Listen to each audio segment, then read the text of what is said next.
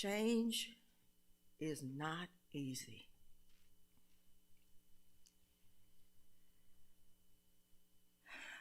In my experience, it is often scary. It is definitely uncomfortable. It produces all kinds of anxiety. It disturbs you. It's unnerving. It's disruptive. And you add your own kind of descriptors to that. Some of us have had so much upheaval and disruption in our lives. The change to stability and calm would be scary. Others of us have had lives with minimal disturbances. And even when we did have some disturbance, those were quickly resolved. Others of us have had experiences in childhood that were so painful that we avoid any change that threatens to remind us of those memories. I dare say all of us as adults have attempted to construct our lives in such a way that we hope we can control and protect ourselves from the impact of any potential change that would threaten our safe passage in the world. Most of us tend to avoid changes in our world that would damage our self-image, our perception of who we are. As we have grown into and through adulthood, we attach ourselves to the view of the world gleaned from our childhood experiences in families and in our communities. We take the bits and pieces of our childhood, which we partially understood, and we create this picture of what is good and what is not good. This process is neither good nor bad. It's just kind of the way we're put together as human beings. We try to create a world for ourselves where we will be emotionally and spiritually safe from any threat.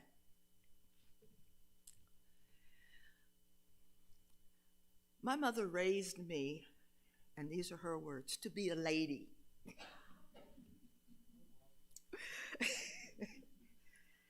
And there are lots of reasons. Grew up in inner city Chicago as a black girl, and she wanted me to understand how to be a lady to increase my chances of survival. The first time my mother saw me with pierced ears, she was very concerned because her picture of a lady did not include pierced ears. But I had gone to college, and I had discovered that I could save a lot of money because I lost earrings that were clip-ons, and they hurt. And I said to my mother, I said, well, I mean, this is cost effective.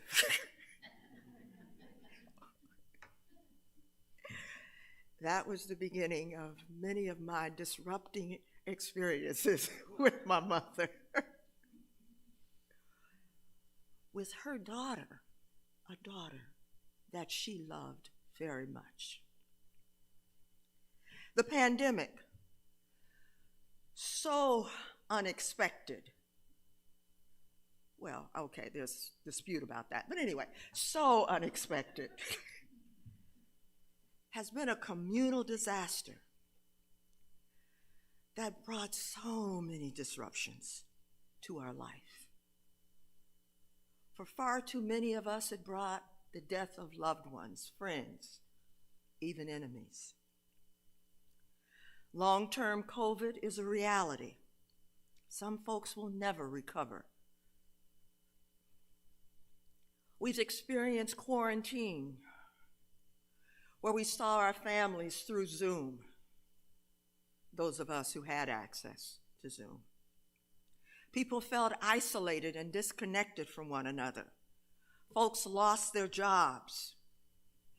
We had to pay attention to marks on the floor so we would be properly socially distanced. We couldn't hug, we couldn't touch.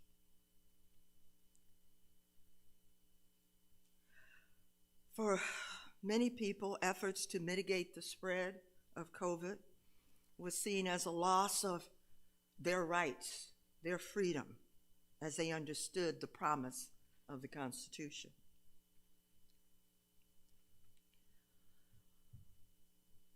In the letter of Paul that's in your bulletin, and I specifically chose a contemporary reading of that letter. You all can go back and read the traditional reading, if you have Bibles. In this letter of Paul to the Romans, we hear from someone who grew up learning to be a law-abiding Jew. He knew how to be a good Jew who strictly followed the demands of Hebrew scriptures and the traditions of his culture. He was a good man in the eyes of his community. But one day, the divine in him faced the divine of God. He was confronted by a God who loved his creation and was unrestrained by law and tradition. Paul experienced a realignment of his internal experience of the divine with the loving God of creation. While he was on his way to arrest Christians teaching about Jesus in the synagogue in Damascus, he saw the light.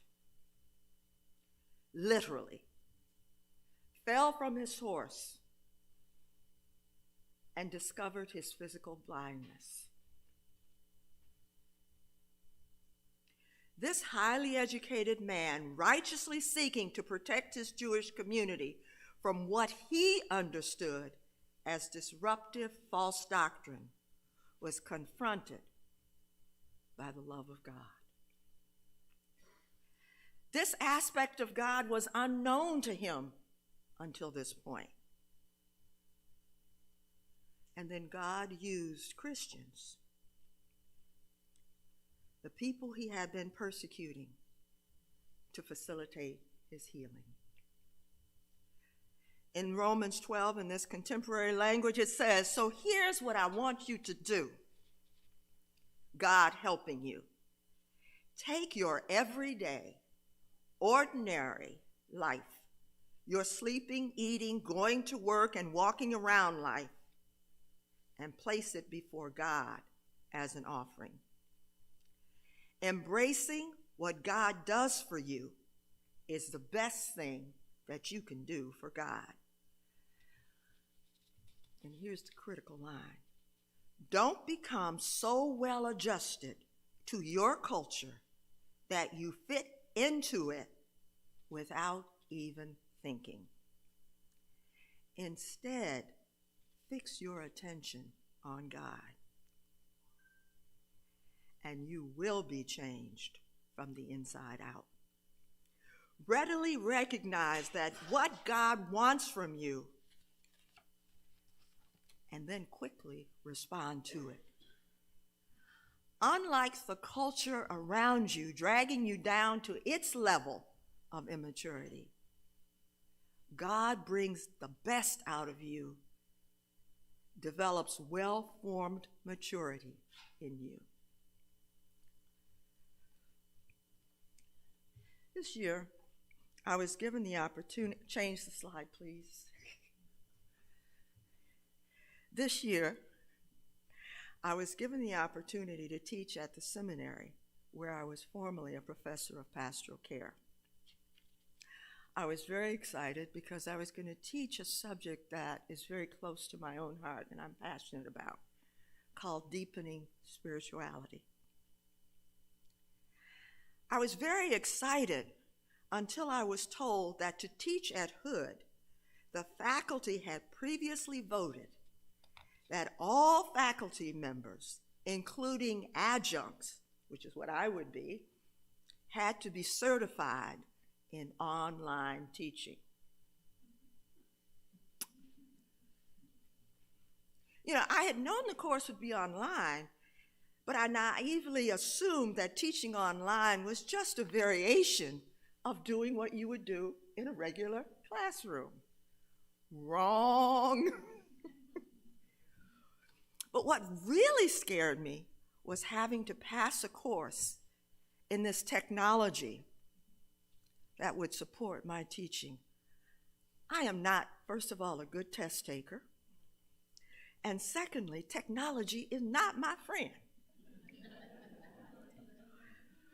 When I complained to a friend that I was afraid that I would not be able to pass such a course, she was quiet for a minute and she said, "You said you wanted to teach, and this is a course you want to teach. If so, then this is the pathway."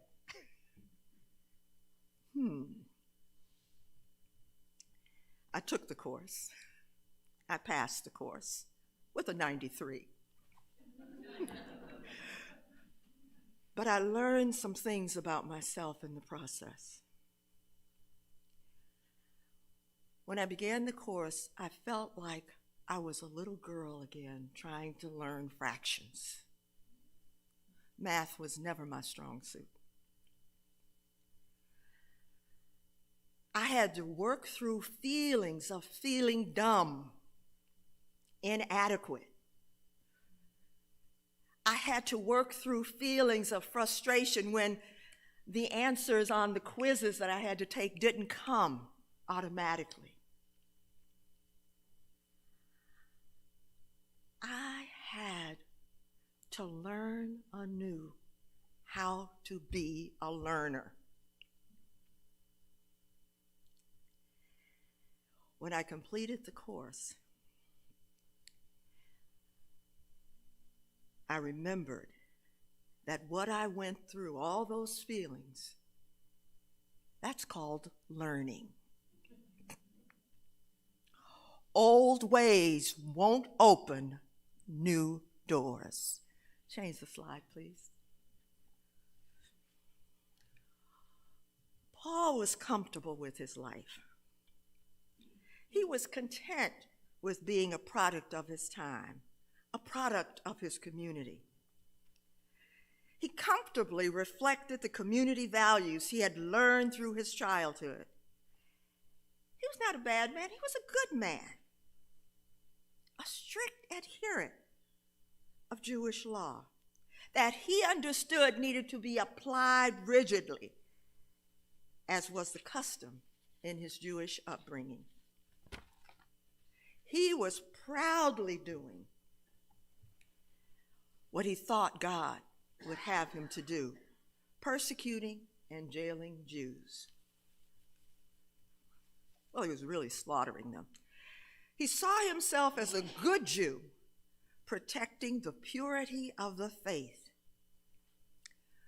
by destroying those who were followers of Christ. It was not until he lost his physical sight could he really see with divine light how much pain and agony he was inflicting on God's people. According to Scripture, he fasted and prayed for 3 days, asking God to tell him what he was to do now with this life he had been given, because his whole life had been turned on its head. God responded, transforming his inner life in alignment with a loving God who loves all of life. I want to share with you, I don't know where this came from, and the author is unknown, and you may have heard it. An old Cherokee chief was teaching his grandson about life.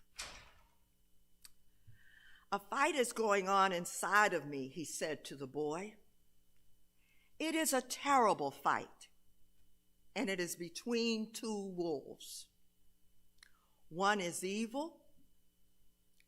He is anger, envy, sorrow, regret, greed, arrogance, self-pity, guilt, resentment, inferiority, lies, false pride, superiority, self-doubt, and ego. The other is good. He is joy, peace, love, hope, serenity, humility, kindness, benevolence, empathy, generosity, truth, compassion, and faith. This same fight is going on inside of you," he said to his grandson, "and inside of every other person too." The grandson thought about it for a minute and then asked his grandfather, "Which wolf will win?" The old chief simply replied, "The one you feed."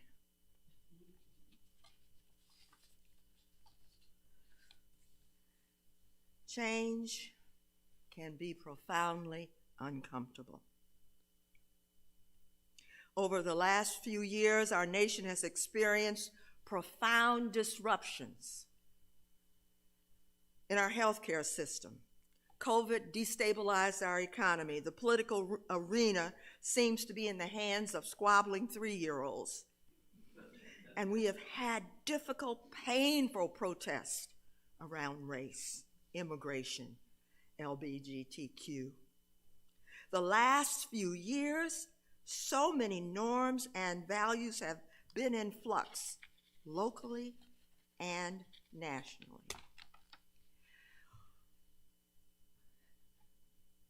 We're afraid to even engage in conversation, often with our neighbors, with people we encounter, because that conversation can easily turn into a landmine.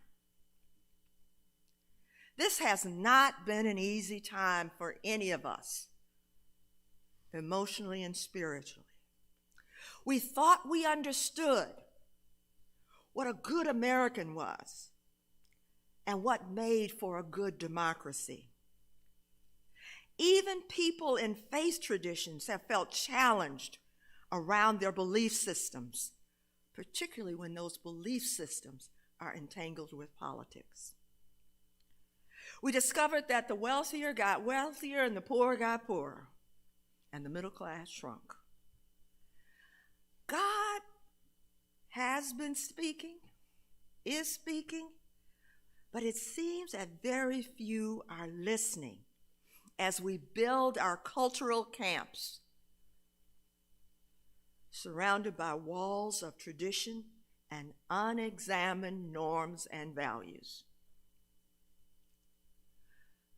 Too many of us as church-going folks operate on the certainty that God is on our side. Too many of us prioritize our emotional and spiritual safety rather than taking the risk of exploring new realities. Being uncomfortable is inherent to the growth process.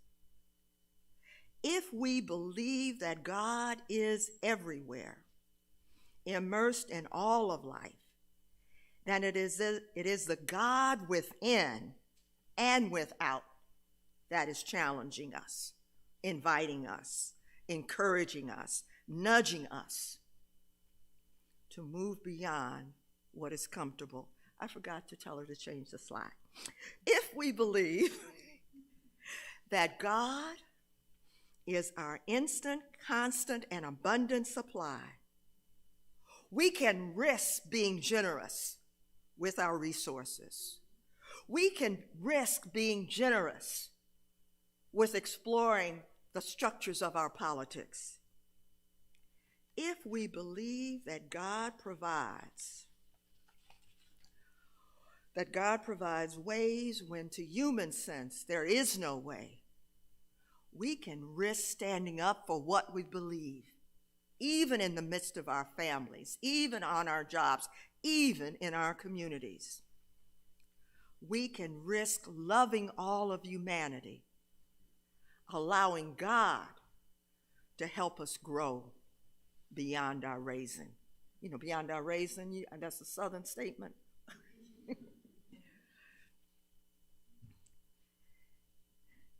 If change is to occur, we have to let go of our attachment to our particular tribal bubbles. As human beings, we were created to be dynamic, lively creatures,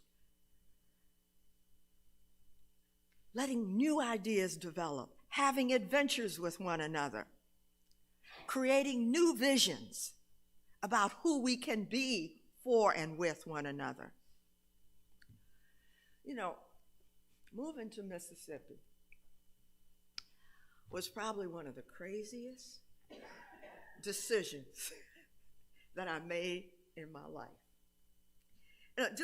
I grew up in Chicago. I was about, I think 10 years old when Emmett Till was killed in Mississippi. I made a commitment to myself at that point. I would never, ever, ever go to Mississippi, because those people in Mississippi will kill black people. But as God would have it, I had the opportunity to come to Mississippi following Katrina to volunteer. I didn't really realize I was coming to Mississippi. It was just an abstraction at that point. You know, Mississippi was in trouble. I had a good friend who was in ministry in Mississippi. I asked her, what could I do to help? She said, bring your class down. I said, oh, okay. I expected her to ask me for money. I didn't expect her to ask for me. So then I said, well, okay, I'll offer a class in crisis intervention. And part of the class, the students will agree to go to Mississippi for a week. I didn't think anybody would sign up for the class because of that stipulation. Well, I had 7 students who signed up for the class, which was what I needed for the class to make. I was on the van coming to Mississippi, and I realized I was coming to Mississippi. It was a little crazy making, and I went crazy on the van telling the students, we're going to stay together. We're not going to be separated. No one is to go out alone. And it was a class of both black and white students. So, I mean, you know, my students were looking at me like I had lost my mind. When we got to Mississippi, and we're going into the restaurant, I'm very nervous, very anxious, because the Mississippi of my mind was the Mississippi of Emmett Till's day. Going to the restaurant, the hostess asked us, well, because we had little name tags on saying, you know, we've come to, I've forgotten, it said to help, something like that. And so the hostess said, well, where are you guys from? And, oh, we're from North Carolina, and we're here to volunteer. The hostess turns around to the people in the restaurant, and she tells them, these folk have come to help us. Applause broke out. That was not the Mississippi I expected.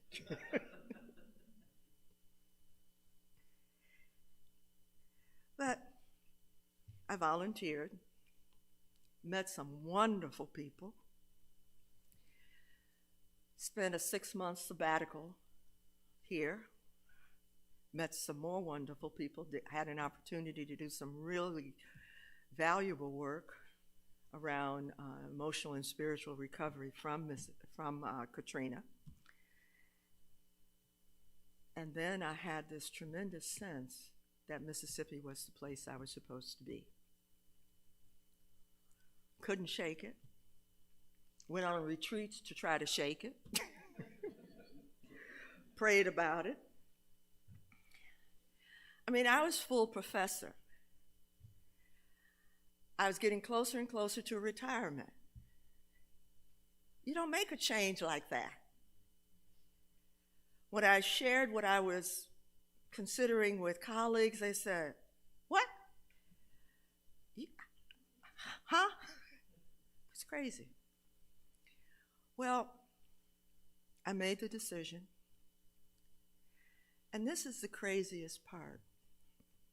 I had no job. I was not independently wealthy. I was a professor in a seminary. They don't make a lot of money.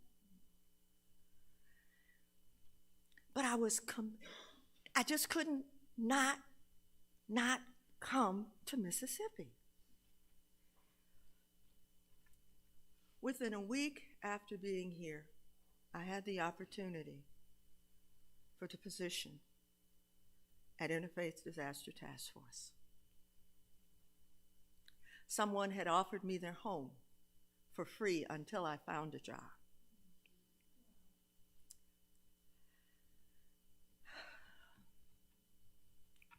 God does work in mysterious ways for wonders to perform.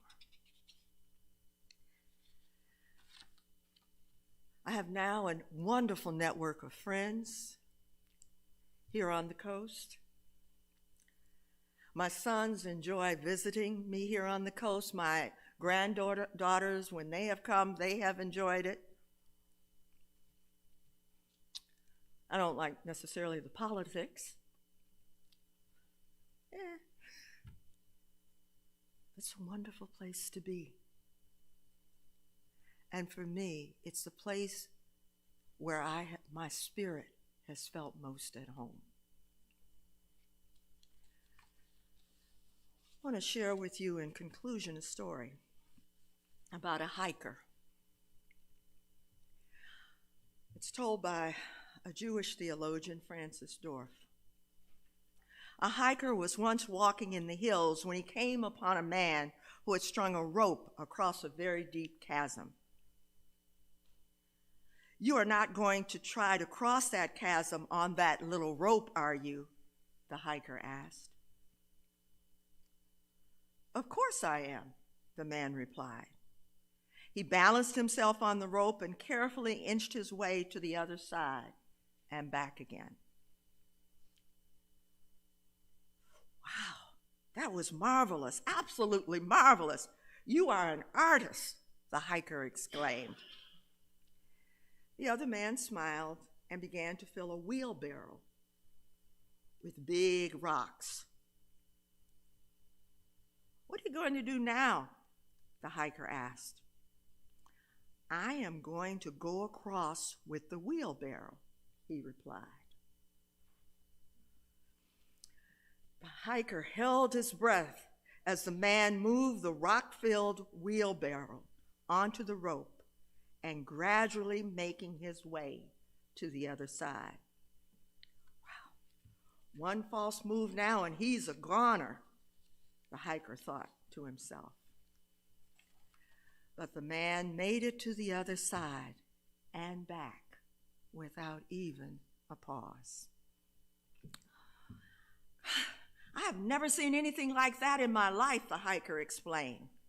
"What courage! You are, without a doubt, the greatest tightrope walker in the world." "Do you really think so?" the man asked. "Of course I do. You have perfect balance. You are fantastic."